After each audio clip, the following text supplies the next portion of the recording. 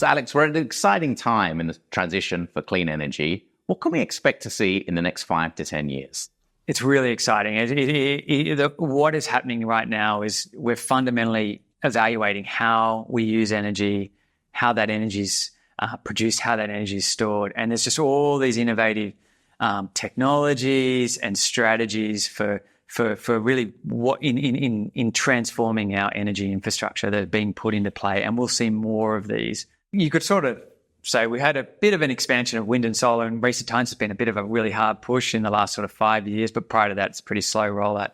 We're going to completely, that was a dawdle. Now we're going to really run hard at this. And so there's going to be a myriad of opportunities in wind and solar, in behind the meter applications. You'll see consumers, you and I will go home and we will fundamentally look at our energy bill and reevaluate what we do. We're not necessarily going to be the uninformed buyers of energy. The word used on the street is the concept of a prosumer. So you'll think more about how you use energy, how you contribute to the grid through solar or a storage asset that you might have at home. And then, of course, there's your EV and all these other things. We're going to move from an economy that was highly reliant on hydrocarbons to one that's going to be almost entirely electrified.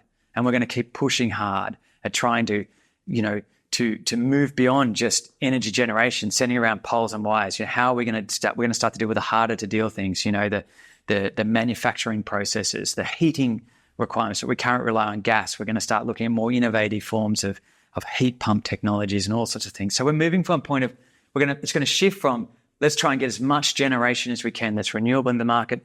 Now we're going to start asking ourselves the question: how can we use that energy more smartly?